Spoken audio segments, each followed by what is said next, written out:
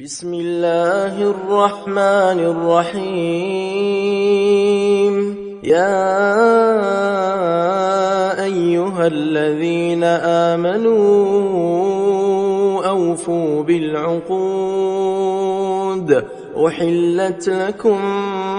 بهيمة الأنعام إلا ما يتلى عليكم غير محل الصيد وأنتم حرم. إن الله يحكم ما يريد. يا أيها الذين آمنوا لا تحلوا شعائر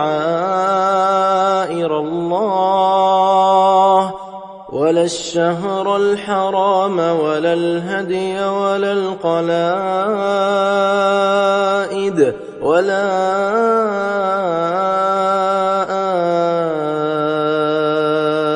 آمين البيت الحرام يبتغون فضلا من ربهم ورضوانا. وإذا حللتم فاصطادوا ولا يجرمنكم شنآن قوم أن صدوكم عن المسجد الحرام أن تعتدوا. وتعاونوا على البر والتقوى ولا تعاونوا على الإثم والعدوان. واتقوا الله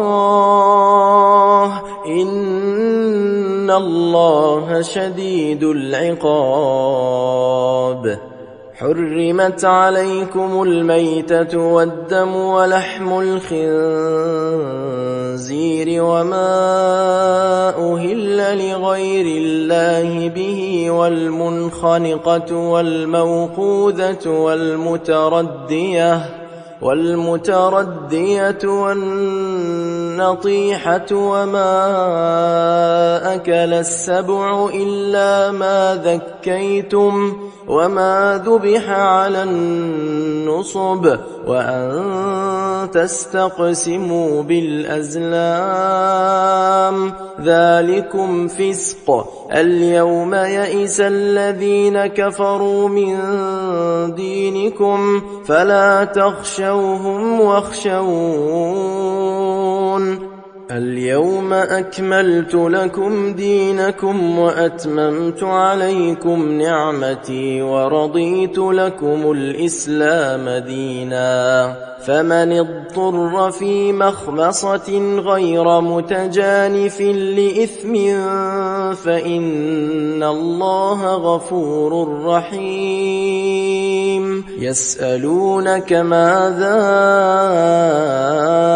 أحل لهم قل أحل لكم الطيبات وما علمتم من الجوارح مكلبين تعلمونهن مما علمكم الله فكلوا مما أمسكن عليكم واذكروا اسم الله عليه واتقوا الله إن الله سريع الحساب. اليوم أحل لكم الطيبات وطعام الذين أوتوا الكتاب حل لكم وطعامكم حل لهم والمحصنات من المؤمنات والمحصنات من الذين أوتوا الكتاب من قبلكم إذا آتيتموهن أجورهن محصنين غير مسافحين ولا متخذي أخدان. ومن يكفر بالإيمان فقد حبط عمله وهو في الآخرة من الخاسرين. يا أيها الذين آمنوا إذا قمتم إلى الصلاة فاغسلوا وجوهكم وأيديكم إلى المرافق وامسحوا برؤوسكم وأرجلكم إلى الكعبين، وإن كنتم جنبا فاطهروا، وإن كنتم مرضى أو على سفر أو جاء أحد منكم من الغائط أو لامستم النساء فلم تجدوا ماء فتيمموا صعيدا طيبا فامسحوا بوجوهكم وأيديكم منه، ما يريد الله ليجعل عليكم من حرج، ولكن يريد ليطهركم وليتم نعمته عليكم لعلكم تشكرون. واذكروا نعمة الله عليكم وميثاقه الذي واثقكم به إذ قلتم سمعنا وأطعنا واتقوا الله إن الله عليم بذات الصدور. يا أيها الذين آمنوا كونوا قوامين لله شهداء بالقسط ولا يجرمنكم شنآن قوم على ألا تعدلوا، اعدلوا هو أقرب للتقوى، واتقوا الله إن الله خبير بما تعملون. وعد الله الذين آمنوا وعملوا الصالحات لهم مغفرة وأجر عظيم. والذين كفروا وكذبوا بآياتنا أولئك أصحاب الجحيم. يا أيها الذين آمنوا اذكروا نعمة الله عليكم إذ هم قوم أن يبسطوا إليكم أيديهم فكف أيديهم عنكم واتقوا الله وعلى الله فليتوكل المؤمنون. ولقد أخذ الله ميثاق بني إسرائيل وبعثنا منهم 12 نقيبا وقال الله إني معكم لئن أقمتم الصلاة وآتيتم الزكاة وآمنتم برسلي وعزرتموهم وأقرضتم الله قرضا حسنا لأكفرن عنكم سيئاتكم ولأدخلنكم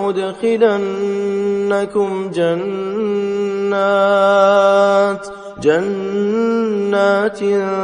تجري من تحتها الأنهار فمن كفر بعد ذلك منكم فقد ضل سواء السبيل. فبما نقضهم ميثاقهم لعناهم وجعلنا قلوبهم قاسية يحرفون الكلم عن مواضعه ونسوا حظا مما ذكروا به ولا تزال تطلع على خائنة منهم إلا قليلا منهم فاعف عنهم واصفح إن الله يحب المحسنين. ومن الذين قالوا إنا نصارى أخذنا ميثاقهم فنسوا حظا مما ذكروا به فأغرينا بينهم العداوة والبغضاء إلى يوم القيامة وسوف ينبئهم الله بما كانوا يصنعون. يا أهل الكتاب قد جاءكم رسولنا يبين لكم كثيرا مما كنتم تخفون من الكتاب ويعفو عن كثير. قد جاءكم من الله نور وكتاب مبين يهدي به الله من اتبع رضوانه سبل السلام ويخرجهم من الظلمات إلى النور بإذنه ويهديهم إلى صراط مستقيم. لقد كفر الذين قالوا إن الله هو المسيح ابن مريم قل فمن يملك من الله شيئا إن أراد أن يهلك المسيح ابن مريم وأمه ومن في الأرض جميعا ولله ملك السماوات والأرض وما بينهما يخلق ما يشاء والله على كل شيء قدير. وقالت اليهود والنصارى نحن أبناء الله وأحباؤه قل فلم يعذبكم بذنوبكم بل أنتم بشر ممن خلق يغفر لمن يشاء ويعذب من يشاء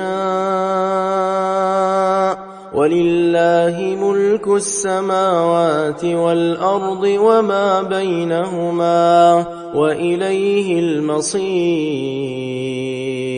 يا أهل الكتاب قد جاءكم رسولنا يبين لكم على فترة من الرسل أن تقولوا ما جاءنا من بشير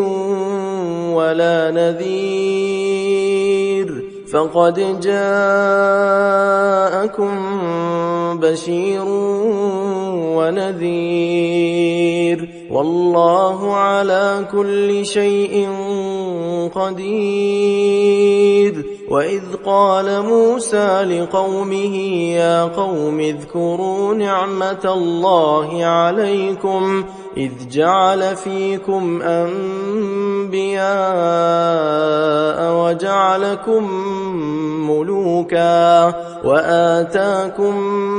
ما لم يؤت أحدا من العالمين يا قوم ادخلوا الأرض المقدسة التي كتب الله لكم ولا ترتدوا على أدباركم فتنقلبوا خاسرين قالوا يا موسى إن فيها قوما جبارين وإنا لن ندخلها حتى يخرجوا منها فإن يخرجوا منها فإنا داخلون قال رجلان من الذين يخافون أنعم الله عليهما ادخلوا عليهم الباب فإذا دخلتموه فإنكم غالبون وعلى الله فتوكلوا إن كنتم مؤمنين قالوا يا موسى إنا لن ندخلها أبدا قالوا يا موسى إنا لن ندخلها أبدا ما داموا فيها فاذهب أنت وربك فقاتلا إنا هاهنا قاعدون قال رب إني لا أملك إلا نفسي وأخي فافرق بيننا وبين القوم الفاسقين قال فإنها محرمة عليهم 40 سنة يتيهون في الأرض فلا تأس على القوم الفاسقين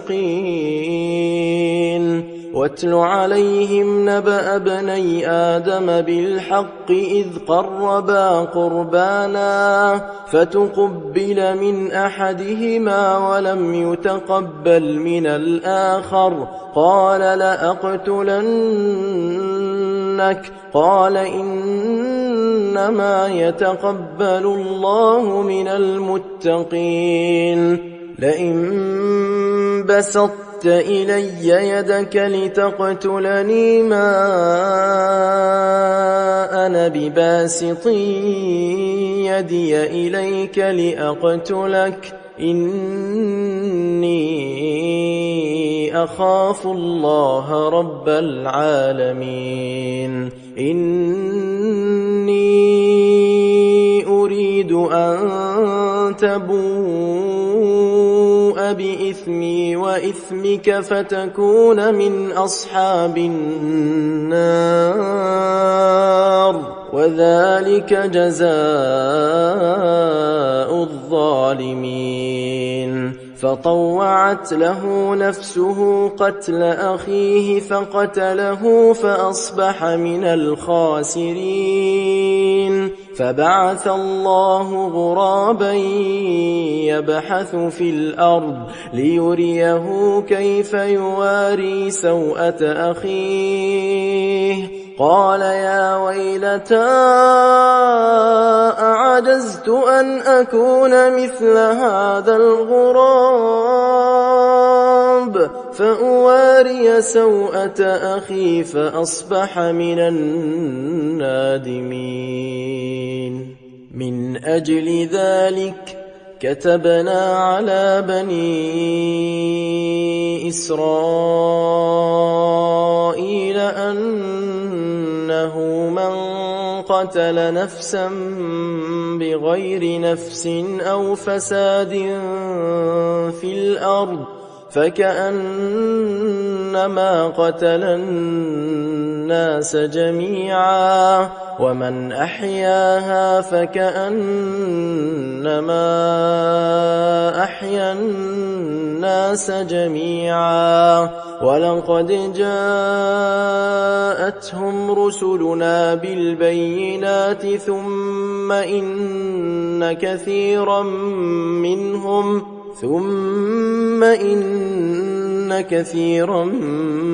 منهم بعد ذلك في الأرض لمسرفون إنما جزاء الذين يحاربون الله ورسوله ويسعون في الأرض فسادا أن يقتلوا أو يصلبوا أو تقطع أيديهم وأرجلهم من خلاف أو ينفوا من الأرض ذلك لهم خزي في الدنيا ولهم في الآخرة عذاب عظيم إلا الذين تابوا من قبل أن تقدروا عليهم فاعلموا أن الله غفور رحيم يا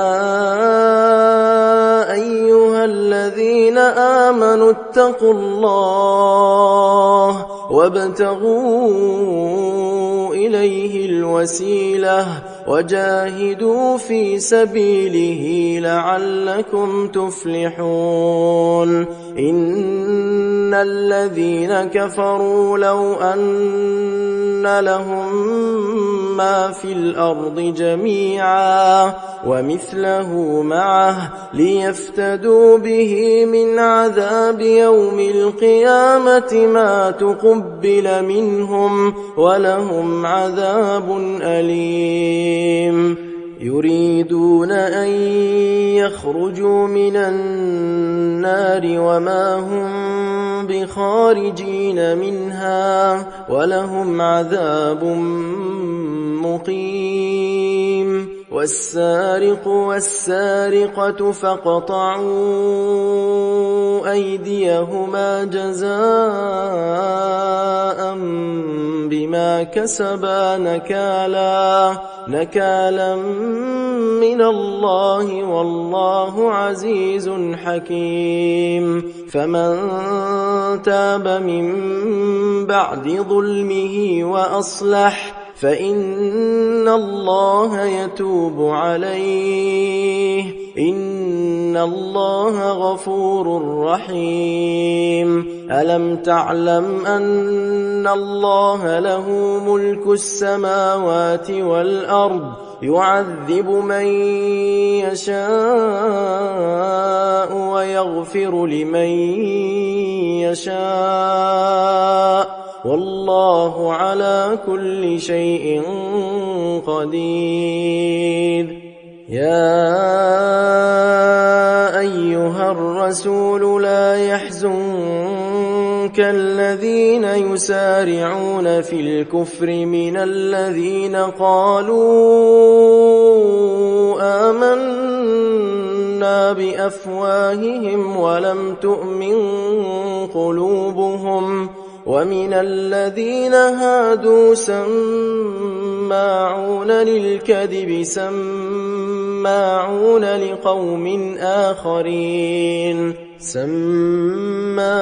لقوم آخرين لم يأتوك يحرفون الكلم من بعد مواضعه يقولون إن أوتيتم هذا فخذوه وإن لم تؤتوه فاحذروا ومن يرد الله فتنته فلن تملك له من الله شيئا أولئك الذين لم يرد الله أن يطهر قلوبهم لهم في الدنيا خزي ولهم في الآخرة عذاب عظيم سماعون للكذب أكالون للسحت فإن جاءوك فاحكم بينهم أو أعرض عنهم وإن تعرض عنهم فلن يضروك شيئا وإن حكمت فاحكم بينهم بالقسط إن الله يحب المقسطين وكيف يحكمونك وعندهم التوراة فيها حكم الله ثم يتولون من بعد ذلك وما أولئك بالمؤمنين إنا أنزلنا التوراة فيها هدى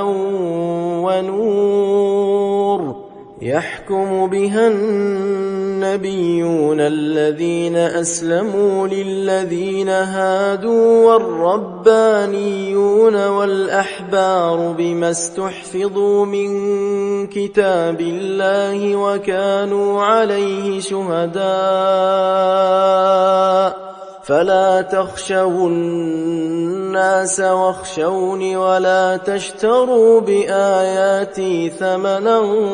قليلا ومن لم يحكم بما أنزل الله فأولئك هم الكافرون وكتبنا عليهم فيها أن النفس بالنفس والعين بالعين والأنف بالأنف والأذن بالأذن والسن بالسن والجروح قصاص فمن تصدق به فهو كفارة له ومن لم يحكم بما أنزل الله فأولئك هم الظالمون وقفينا على آثارهم بعيسى ابن مريم مصدقا لما بين يديه من التوراة وآتيناه الإنجيل فيه هدى ونور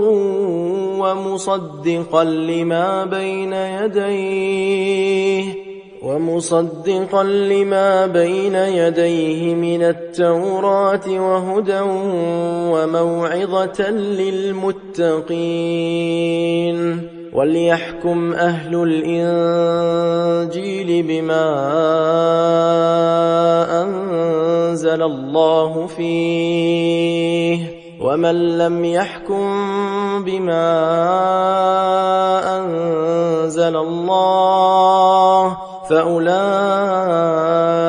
هم الفاسقون وأنزلنا إليك الكتاب بالحق مصدقا لما بين يديه من الكتاب ومهيمنا عليه فاحكم بينهم بما أنزل الله ولا تتبع أهواءهم عما جاءك من الحق لكل جعلنا منكم شرعة ومنهاجا ولو شاء الله لجعلكم أمة واحدة ولكن ليبلوكم فيما آتاكم فاستبقوا الخيرات إلى الله مرجعكم جميعا فينبئكم بما كنتم فيه تختلفون وأن احكم بينهم بما أنزل الله ولا تتبع أهواءهم واحذرهم أن يفتنوك عن بعض ما أنزل الله إليك فإن تولوا فاعلم أنما يريد الله أن يصيبهم ببعض ذنوبهم وإن كثيرا من الناس لفاسقون أفحكم الجاهلية يبغون ومن أحسن من الله حكما لقوم يوقنون يا أيها الذين آمنوا لا تتخذوا اليهود والنصارى أولياء بعضهم أولياء بعض ومن يتولهم منكم فإنه منهم إن الله لا يهدي القوم الظالمين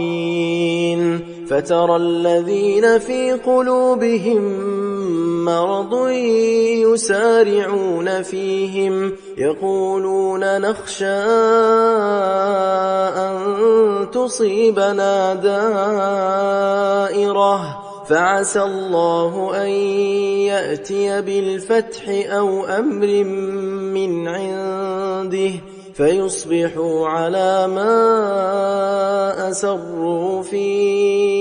أنفسهم نادمين ويقول الذين آمنوا أهؤلاء الذين أقسموا بالله جهد أيمانهم إنهم لمعكم حبطت أعمالهم فأصبحوا خاسرين يا أيها الذين آمنوا من يرتد منكم عن دينه فسوف يأتي الله بقوم يحبهم ويحبونه أذلة على المؤمنين أعزة على الكافرين يجاهدون في سبيل الله ولا يخافون لومة لائم ذلك فضل الله يؤتيه من يشاء والله واسع عليم إنما وليكم الله ورسوله والذين آمنوا الذين يقيمون الصلاة ويؤتون الزكاة وهم راكعون ومن يتول الله ورسوله والذين آمنوا فإن حزب الله هم الغالبون يا أيها الذين آمنوا لا تتخذوا الذين اتخذوا دينكم هزوا ولعبا من الذين أوتوا الكتاب من قبلكم والكفار أولياء واتقوا الله إن كنتم مؤمنين وإذا ناديتم إلى الصلاة اتخذوها هزوا ولعبا ذلك بأنهم قوم لا يعقلون قل يا أهل الكتاب هل تنقمون منا إلا أن آمنا بالله وما أنزل إلينا وما أنزل من قبل وأن أكثركم فاسقون قل هل أنبئكم بشر من ذلك مثوبة عند الله من لعنه الله وغضب عليه وجعل منهم القردة والخنازير وعبد الطاغوت أولئك شر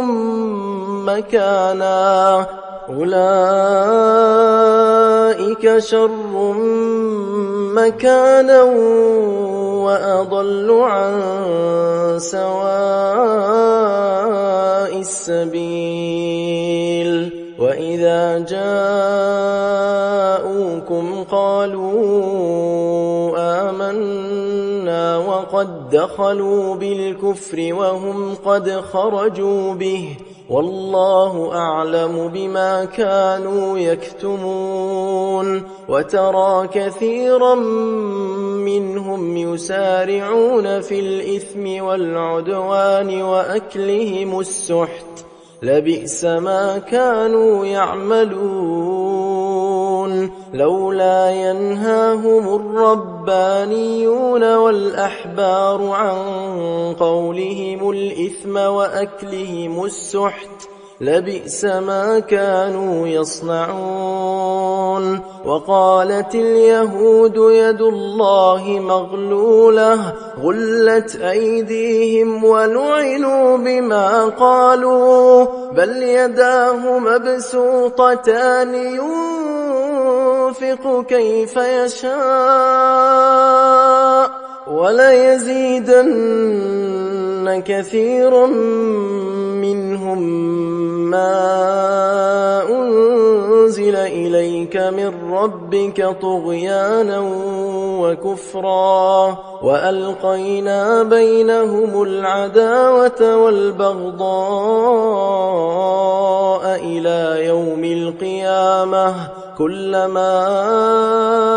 أوقدوا نارا للحرب أطفأها الله ويسعون في الأرض فسادا والله لا يحب المفسدين ولو أن أهل الكتاب آمنوا واتقوا لكفرنا عنهم سيئاتهم ولأدخلناهم جنات النعيم ولو أنهم أقاموا التوراة والإنجيل وما أنزل إليهم من ربهم لأكلوا من فوقهم ومن تحت أرجلهم منهم أمة مقتصدة وكثير منهم ساء ما يعملون يا أيها الرسول بلغ ما أنزل إليك من ربك وإن لم تفعل فما بلغت رسالته والله يعصمك من الناس إن الله لا يهدي القوم الكافرين قل يا أهل الكتاب لستم على شيء حتى تقيموا التوراة والإنجيل وما أنزل إليكم من ربكم وليزيدن كثيرا منهم ما أنزل إليك من ربك طغيانا وكفرا فلا تأس على القوم الكافرين. إن الذين آمنوا والذين هادوا والصابئون والنصارى من آمن بالله واليوم الآخر وعمل صالحا فلا خوف عليهم ولا هم يحزنون. لقد أخذنا ميثاق بني إسرائيل وأرسلنا إليهم رسلا كلما جاءهم رسول بما لا تهوى أنفسهم فريقا كذبوا وفريقا يقتلون. وحسبوا ألا تكون فتنة فعموا وصموا ثم تاب الله عليهم ثم عموا وصموا كثير منهم والله بصير بما يعملون.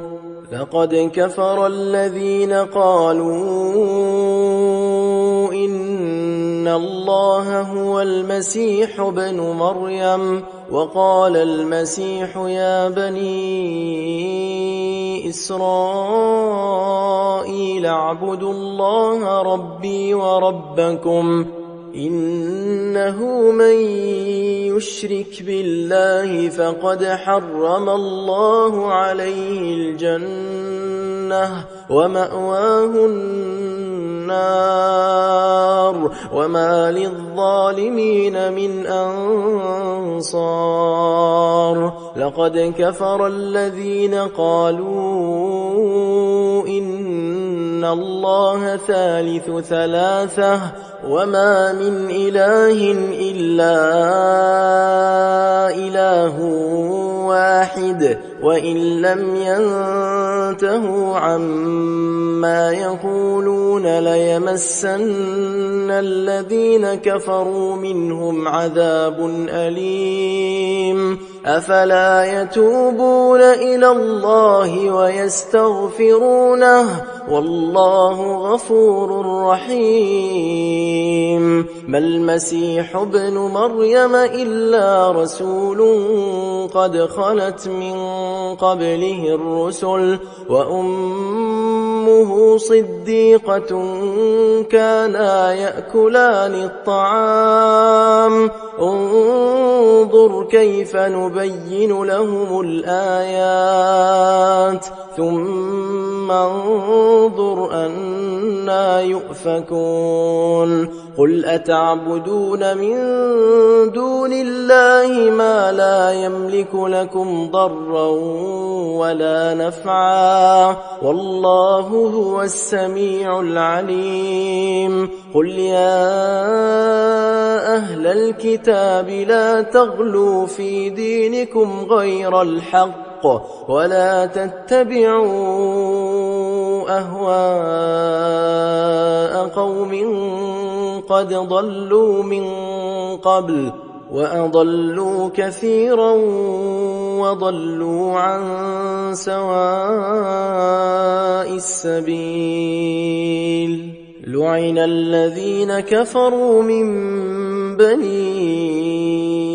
إسرائيل على لسان داود وعيسى بن مريم ذلك بما عصوا وكانوا يعتدون. كانوا لا يتناهون عن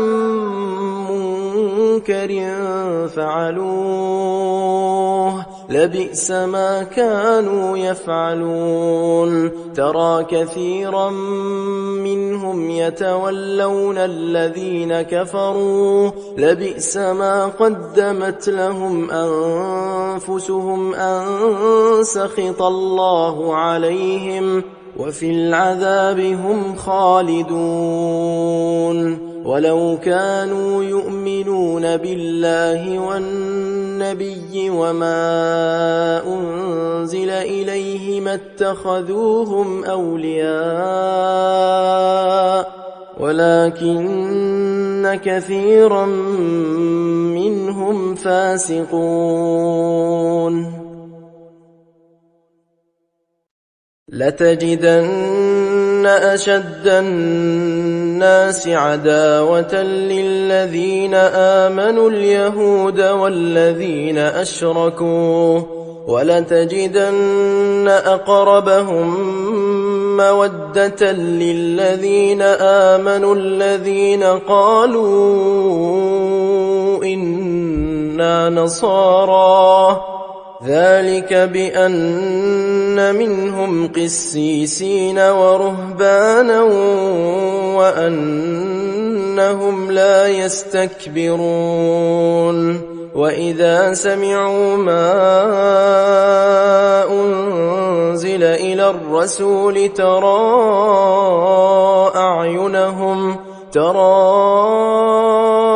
أعينهم تفيض من الدمع مما عرفوا من الحق يقولون ربنا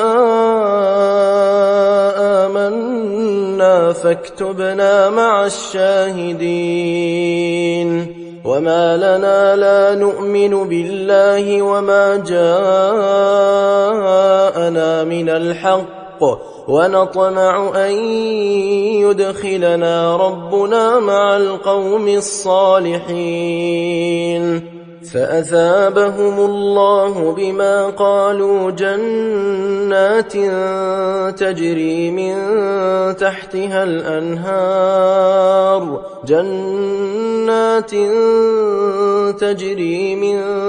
تحتها الأنهار خالدين فيها وذلك جزاء المحسنين والذين كفروا وكذبوا بآياتنا أولئك أصحاب الجحيم يا أيها الذين آمنوا لا تحرموا طيبات ما أحل الله لكم ولا تعتدوا إن الله لا يحب المعتدين وكلوا مما رزقكم الله حلالا طيبا واتقوا الله الذي أنتم به مؤمنون لا يؤاخذكم الله باللغو في أيمانكم ولكن يؤاخذكم بما عقدتم الأيمان فكفارته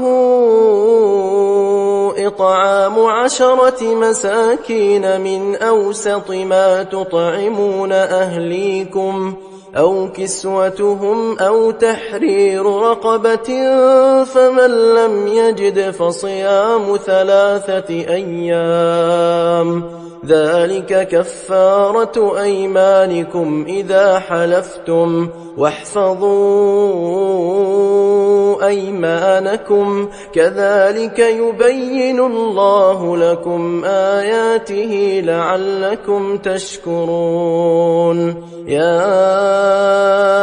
أيها الذين آمنوا إنما الخمر والميسر والأنصاب والأزلام رجس من عمل الشيطان فاجتنبوه لعلكم تفلحون إنما يريد الشيطان أن يوقع بينكم العداوة والبغضاء في الخمر والميسر ويصدكم عن ذكر الله وعن الصلاة فهل أنتم منتهون وأطيعوا الله وأطيعوا الرسول واحذروا فإن توليتم فاعلموا أنما على رسولنا البلاغ المبين ليس على الذين آمنوا وعملوا الصالحات جناح فيما طعموا إذا ما اتقوا وآمنوا وعملوا الصالحات ثم اتقوا وآمنوا ثم اتقوا وأحسنوا والله يحب المحسنين يا أيها الذين آمنوا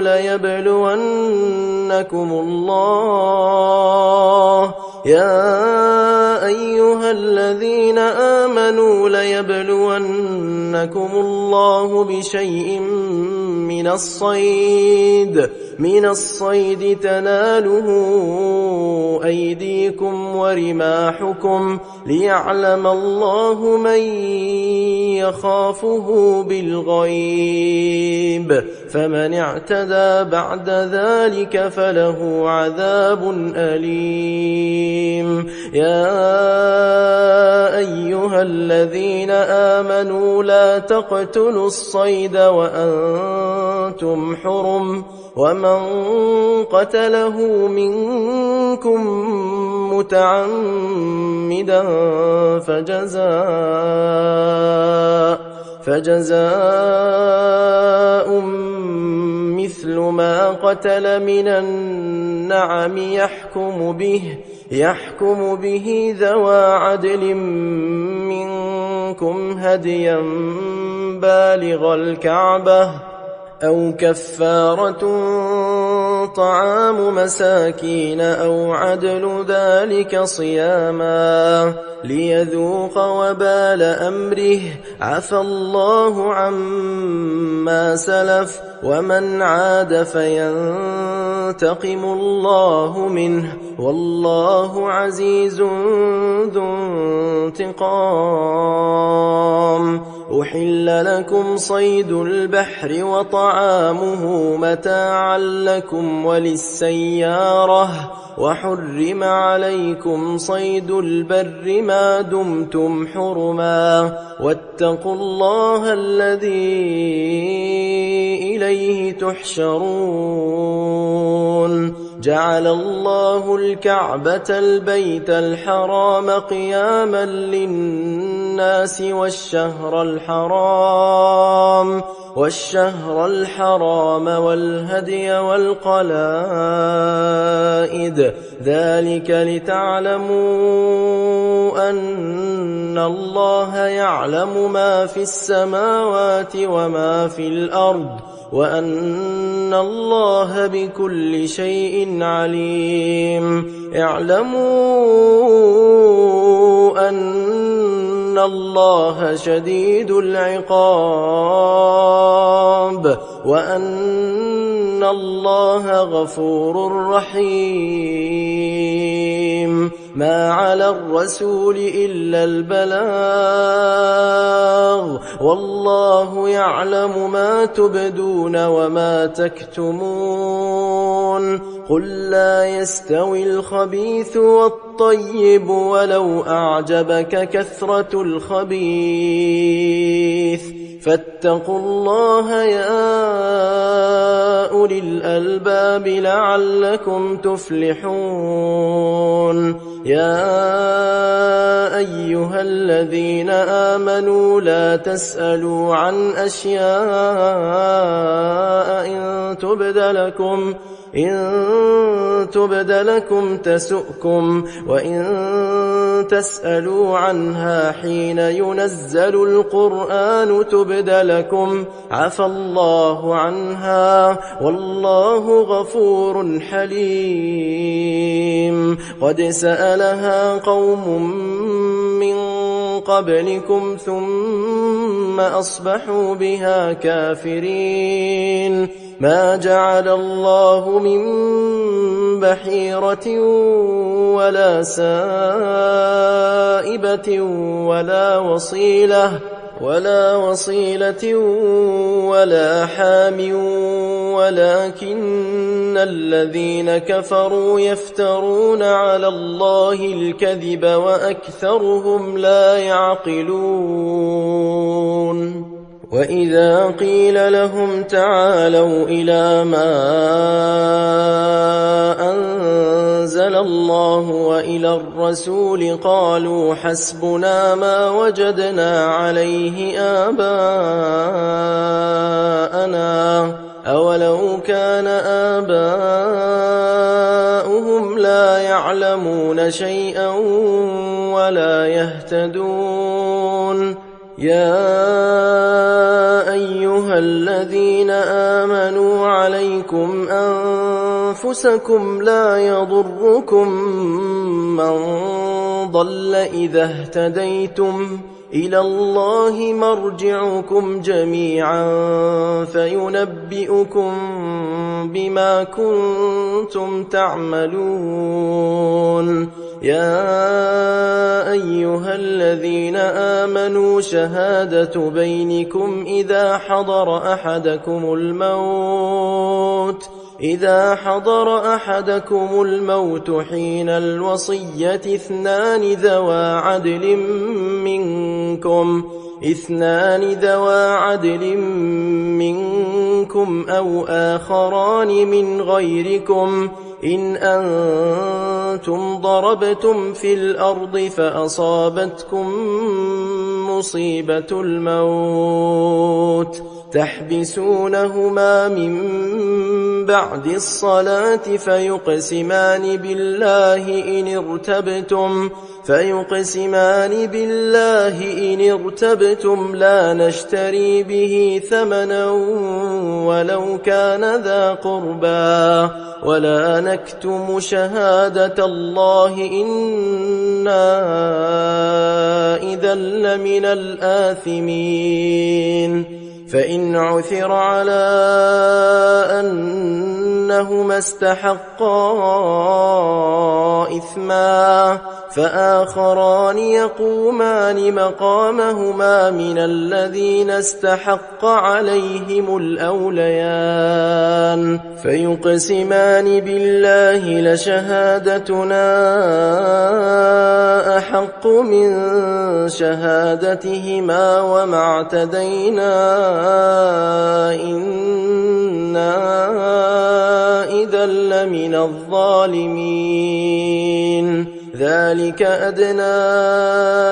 أن يأتوا بالشهادة على وجهها أو يخافوا أن ترد أيمان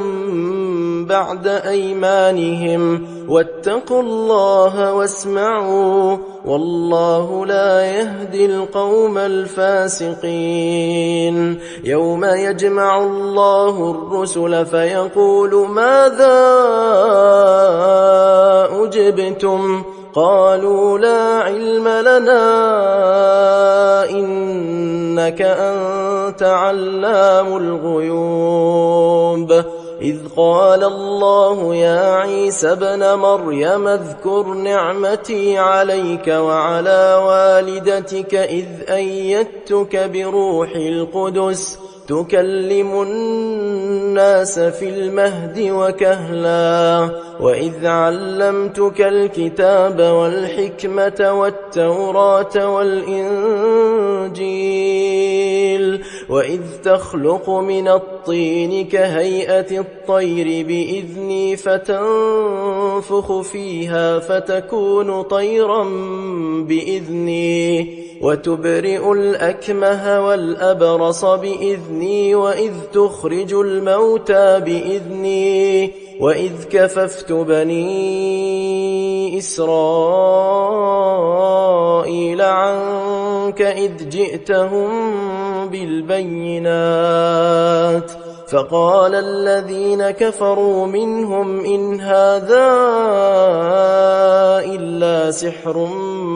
مبين وإذ أوحيت إلى الحواريين أن آمنوا بي وبرسولي قالوا آمنا واشهد بأننا مسلمون إذ قال الحواريون يا عيسى ابن مريم هل يستطيع ربك أن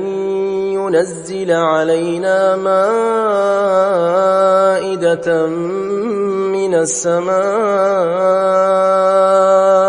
قال اتقوا الله إن كنتم مؤمنين قالوا نريد أن نأكل منها وتطمئن قلوبنا ونعلم أن قد صدقتنا ونكون عليها من الشاهدين قال عيسى ابن مريم اللهم ربنا أنزل علينا مائدة من السماء تكون لنا عيدا لأولنا وآخرنا وآية منك وارزقنا وأنت خير الرازقين قال الله إني منزلها عليكم فمن يكفر بعد منكم فإني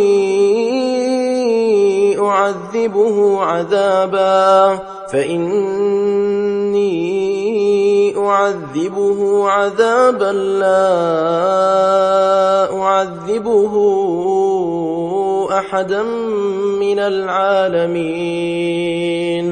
وإذ قال الله يا عيسى ابن مريم أأنت قلت للناس اتخذوني وأمي إلهين من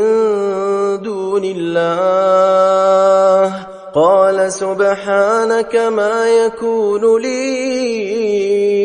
أن أقول ما ليس لي بحق إن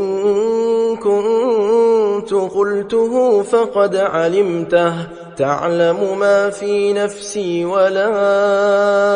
أعلم ما في نفسك إنك أنت علام الغيوب ما قلت لهم إلا ما أمرتني به أن اعبدوا الله ربي وربكم وكنت عليهم شهيدا ما دمت فيهم فلما توفيتني كنت أنت الرقيب عليهم وأنت على كل شيء شهيد إن تعذبهم فإنهم عبادك وإن تغفر لهم فإنك أنت العزيز الحكيم قال الله هذا يوم ينفع الصادقين صدقهم لهم جنات تجري من تحتها الأنهار خالدين فيها أبدا رضي الله عنهم ورضوا عنه ذلك الفوز العظيم لله ملك السماوات والأرض وما فيهن وهو على كل شيء قدير